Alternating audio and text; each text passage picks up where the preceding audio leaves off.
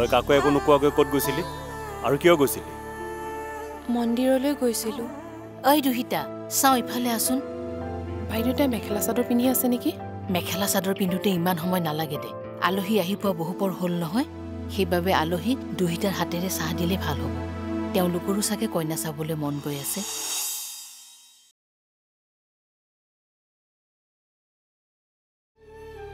সেয়াই মোৰ ডাঙৰ ছোৱালী দুহিতা আৰু এই কাষৰজনী সৰু ছোৱালী অন্তৰা।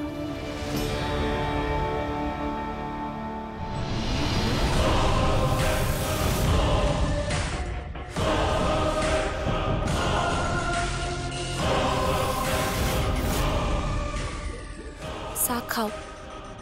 বহা মাজনী।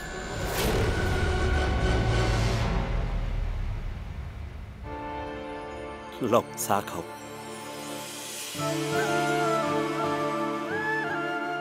চাহ খাওক। অঁ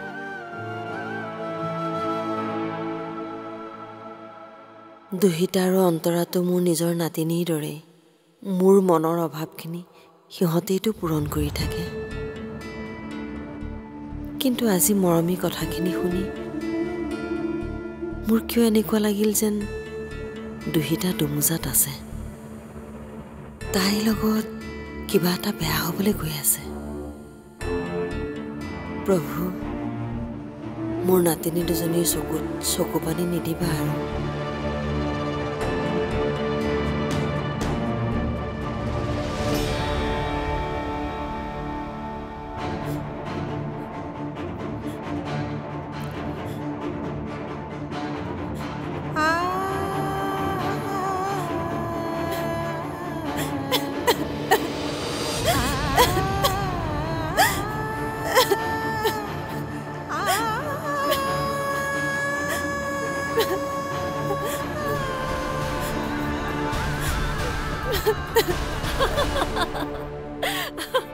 ভাল হহোৱা নাই কিন্তু দেই বাইদেউ, আপুনি যে ইমান ধেমালি কৰে মই ভবাই নাছিলো।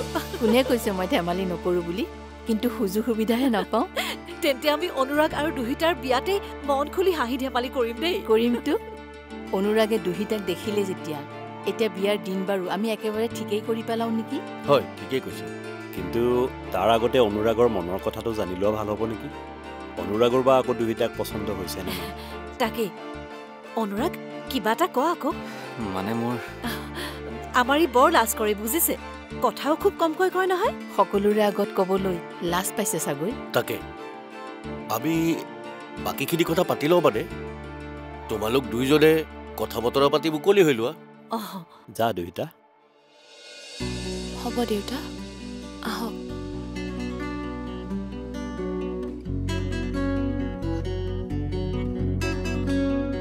অনুৰাগক আমাৰ পচন্দ হৈছে। এতিয়া আপোনালোকে বা আমাৰ ছোৱালী কেনে পালে? দুহিতা ইমান মৰম লগা ধুনীয়া ছোৱালী, তাইক প্ৰথম দেখাতে আমাৰ পচন্দ হৈছে। এইখন বিয়াত আমাৰতো কোনো আপত্তি নাই। মইতো বিচাৰো এই বাঘতে বিয়াখন হৈ যাওক। কিন্তু ইমান সোনকালে? হে, আপোনালোকে বিয়া বুলি বিশেষ একো যোগাৰ কৰিব নালাগে আৰু কইনাৰ লগত গাঁঠিৰ ধন ভাগি একো সামগ্ৰী দিব নালাগে। আমাক মাত্ৰ বোৱাৰী এজনীহে লাগে। যিয়ে আমাৰ ঘৰখন ধৰি ৰাখিব পাৰে। আমাৰ দুহিতা আকৌ কাম বনত বৰ কাজি। মাত কথাও ভাল ভাবে। মিতিৰ কুটুম আৰু গাঁৱৰ মানুহে তাইক বৰ ভাল পায়। কেইবছৰমান আগতে তাই দৰং কলেজৰ পৰা ডিগ্ৰীটো ল'লে। কিন্তু অলপ আৰ্থিক অসুবিধাৰ বাবে তাই মাষ্টাৰ ডিগ্ৰীটোহে কৰিব নোৱাৰিলে। হ'ব দিয়ক, আমাক বিশেষ পঢ়া লিখা কৰা ছোৱালী নালাগে নহয়। যিহেতু আমাৰ ল'ৰা এজন চিভিল ইঞ্জিনিয়াৰ, গতিকে বিয়াৰ পিছত দুহিতাই আমাক চাকৰি কৰি খুৱাব নালাগে। আৰু ঈশ্বৰৰ কৃপাত ময়ো এজন চৰকাৰী চাকৰিয়াল। ময়ো অৱশ্যে ঘৰৰ বোৱাৰীজনীয়ে চাকৰি কৰি 12 ঘণ্টা বাহিৰত থকাটো ভাল নাপাওঁ। বোৱাৰীজনীয়ে ঘৰৰ সমস্ত দায়িত্ব পালন কৰি পৰিয়ালটোক একগোট কৰি ৰখাটোতহে মন কাণ দিব লাগে। এই কথাটোত ময়ো একমত। মত দিয়াৰ আগত তুমি মোক বুজি লোৱা উচিত। মই কেনেকুৱা, কি ভাল পাওঁ, কি বেয়া পাওঁ। কাৰণ মই তোমাৰ আৰু তুমি মোৰ সকলোবোৰ কথা ভালদৰে নাজানিলে ইন ফিউচাৰ হয়তো আমাৰ মাজত মিছ আণ্ডাৰষ্টেণ্ডিঙো হ'ব পাৰে। হয়। সেইকাৰণে কোৱাচোন, তুমি মোৰ বিষয়ে কি জানিব খোজা? নাই, তেনেকুৱা জানিবলগীয়া কথা তাৰমানে তুমি মোৰ বিষয়ে সকলো জানা নাজানো তেন্তে কি জানিব মন নাই কি হ'ল একো নকলা যে মানে তোমাৰ বিষয়ে যদি মোক কিবা ক'ব খোজা তেনেহ'লে নিশ্চিন্ত হৈ ক'ব পাৰা কি কম ভাবিয়ে পোৱা নাই কোৱা তোমাৰ পাষ্টৰ কথা পাষ্টৰ বিষয়ে কি হ'ল ইমান আচৰিত হ'লা যে তোমাৰ অতীতৰ কিবা ৰহস্য নাইতো কি ডোন্ট বি চিৰিয়াছ মই এনেই সুধিছোঁ এটা কথা কোৱাচোন মোৰতো তোমাক পচন্দ হৈছে তোমাৰ বাৰু মোক পচন্দ হৈছেনে পচন্দ অঁ পচন্দ চোৱা মই তোমাক বিয়া পাতিব খুজিলে নহ'ব নহয় তুমিওতো মোলৈ বিয়া হ'ব খুজিব লাগিব সেইকাৰণে সঁচা কথা কোৱা এই বিয়াখনত তোমাৰ মত আছেনে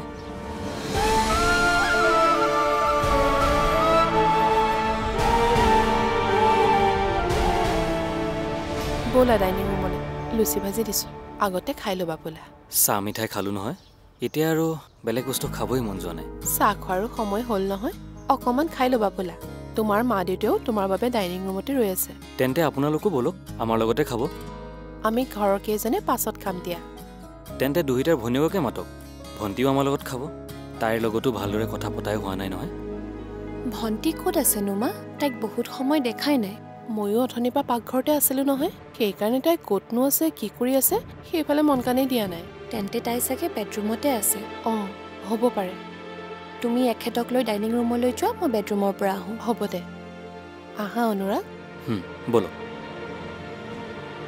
অন্তৰাই অকলে অকলে ৰুমত সোমাই কৰি আছে কি ইমান সময়ে বাহিৰলৈ ওলাই আহি আলহীৰ লগত কথা পতা নাই যে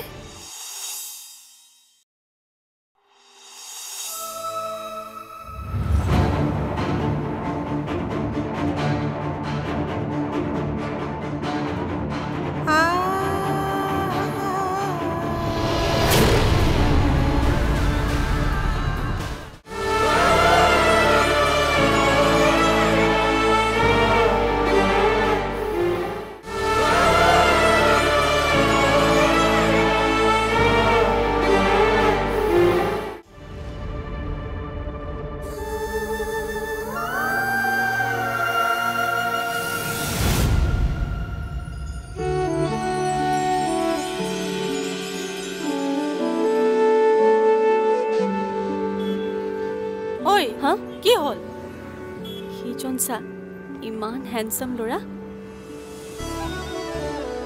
তই চিনি নোপোৱা ল'ৰাকো চাওঁনে চকু থাকিলেতো ধুনীয়া ল'ৰাৰ পিনে চকু যাবই কিন্তু সেই ইঞ্জিনিয়াৰজনৰ চকু আকৌ তোলৈ যোৱা নাই মোক এবাৰ দেখাৰ পিছত তেখেতৰো মোলৈ বাৰে বাৰে চকু যাব মই হয়ে আকৌ ধুনীয়া হয় দে এতিয়া বল মুনমি বৰ্ষা ৰৈ আছে আমালৈ ল'ৰাজনক কিবা এটা ভাল লাগিছে বুজিছ তই পাৰিলে নাম আৰু এড্ৰেছটো উলিয়াবিচোন কিয় বিয়াৰ প্ৰপ'জেল লৈ তাৰ ঘৰলৈ যাবি নেকি নাযাওঁ ফেচবুকত ফ্ৰেণ্ড ৰিকুৱেষ্ট পঠাম আৰু তাৰপিছত ফ্ৰেণ্ডশ্বিপ কৰিম ফ্ৰেণ্ডশ্বিপ কৰাৰ পিছত তাৰ প্ৰফাইলৰ পৰা ফটো এখন ডাউনলোড কৰি চাই চাই সপোন দেখি থাকিম হ'লতো তাতকৈ তই মনে মনে ফটো এখন ক্লিক কৰি ল তেতিয়া তাৰ ছ'চিয়েল মিডিয়া একাউণ্ট নাথাকিলেও অন্ততঃ তোৰ লগত ফটোখনটো থাকিব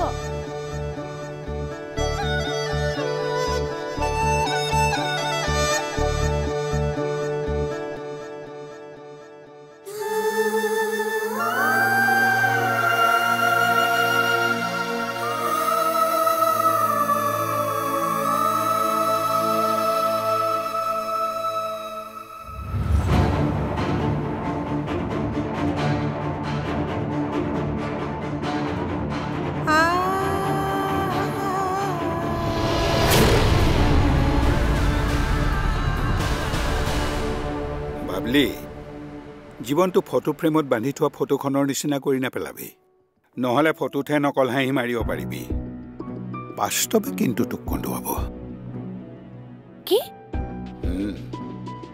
বাৰু বাবলি তই পঢ়ি থাকোঁতেওতো মই হাই ৰেংকত চাকৰি কৰি আছিলোঁ তোক বাহিৰত পঢ়ুৱাবলৈ মই আৰ্থিকভাৱেও সামৰ্থ্য আছিলোঁ তেতিয়া পঢ়িবলৈ তইতো একেবাৰে অনিচ্ছুক আছিলি কাৰণ তোৰ গাত বিয়াৰ ভূত লাগিছিল এতিয়াতো মই ৰিটায়াৰ্ড পাৰ্চন তয়ো এখন ঘৰৰ বোৱাৰী সুৱাগৰ পত্নী চুইটিৰ মাক তেতিয়া ছোৱালী হৈ থাকোঁতে স্বাৱলম্বী হ'ব নোখোজা ছোৱালীজনী এতিয়া বোৱাৰী হৈ স্বাৱলম্বী হোৱাৰ সপোন দেখাৰ কাৰণ কি মই মাক অলৰেডি সকলো কথাই কৈছোঁ তোমাকো আকৌ কওঁ শুনা মই মোৰ প্ৰয়োজনীয়তাৰ বাবে সুৱাগমণিক পইচা খুজিব নোৱাৰোঁ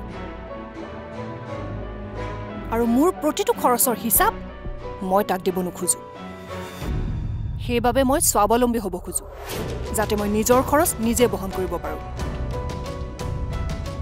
বাৰু বাবলি সুৱাগক এই 2 পইচা খুজিবলৈ বেয়া পোৱা মনোভাৱটো তোৰ আহিল ক'ৰ পৰা তেতিয়াৰে পৰা যেতিয়া সুৱাগে মাকে নোখোজাকৈ তেওঁৰ হাতত টকা তুলি দিছিল আৰু নিবিচৰাকৈ মাকৰ প্ৰতিটো প্ৰয়োজনীয়তা পূৰণ কৰিছিল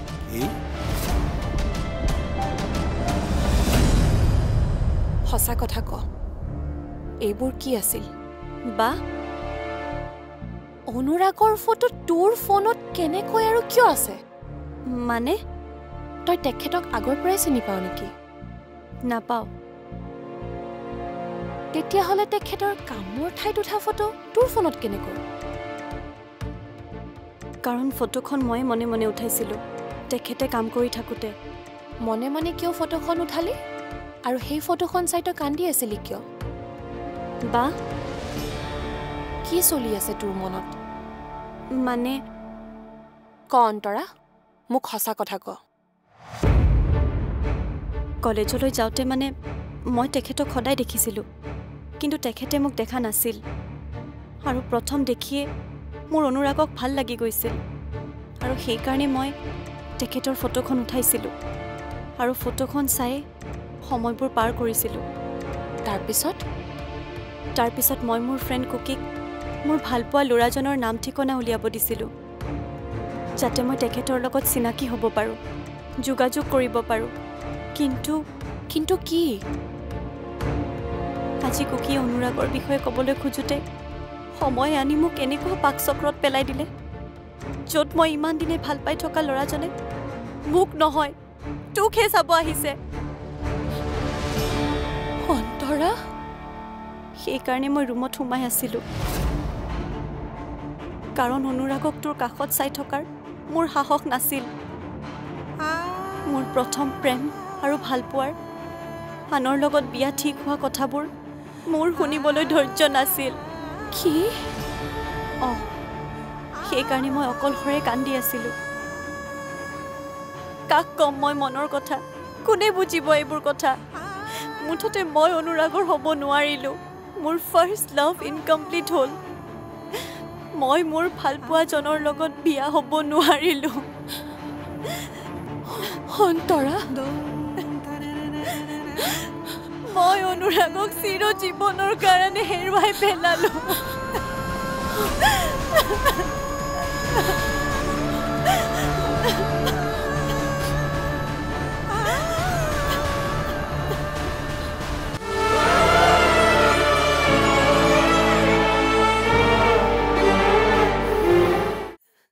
কাৰণ তই জেদি আৰু খঙাল মানে সুৱাগৰ মাকৰ লগত তোৰ ইমান জেদ কিহৰ পুতেকে মাকক যেনিবা কিবা এটা দিলেই তাত তোৰ আপত্তি ক'ত কিয় বিকিয়ে জানো মাজে সময়ে কুন্তলা গীতু সিটো নিদিয়ে ল'ৰা ছোৱালীয়ে মাক বাপেকৰ কাৰণে সেইখিনি কৰিবই সেইটোতো একো বেয়া কথা নহয় বেয়া কথা নহ'লেহেঁতেন দেউতা যদিহে সুৱাগে মাক আৰু পত্নীৰ মাজত বেলেঞ্চ কৰিব জানিলেহেঁতেন কিন্তু মৰমৰ তোলাচনীত সুৱাগৰ বাবে মাকলৈ মৰম মোতকৈ সদায় বেছি এইটোৱে তোৰ বৰ ডাঙৰ ভুল বুজিছ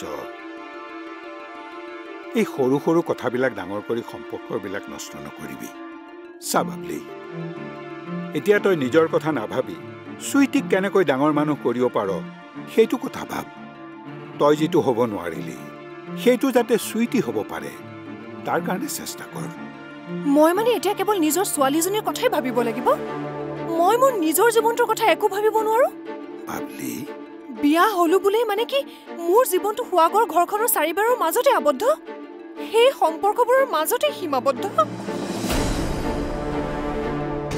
মোৰ সপোনবোৰৰ একো ভ্যালুই নাই নাই নাই মোৰ জীৱনটো এনেকৈ শেষ হৈ যাব দিব নোৱাৰো আৰু এইটো মোৰ ফাইনেল ডিচিশ্যন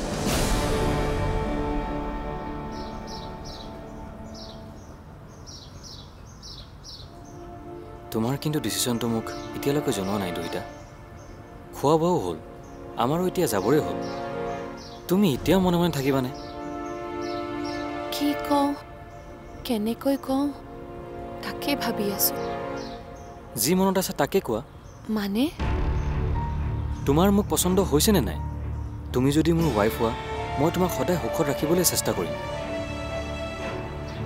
মোৰ মা দেউতাকো তুমি ভাল পাবা আৰু তেওঁলোকেও নিজৰ একমাত্ৰ বোৱাৰীজনীক বহুত মৰম কৰিব জানো পইচা পাতিৰ ফালৰ পৰাও তোমাক মই কেতিয়াও অভাৱ হ'ব নিদিওঁ সেইটোও জানো আৰু বিয়াৰ পিছত মৰিগাঁৱত থাকিলেও তুমি মন গ'লে তেজপুৰলৈ আহিব পাৰিবা মোৰ মা দেউতায়েও তোমাক কেতিয়াও বাধা নিদিয়ে আৰু মইতো প্ৰতি সপ্তাহত ঘৰলৈ গৈয়ে থাকিম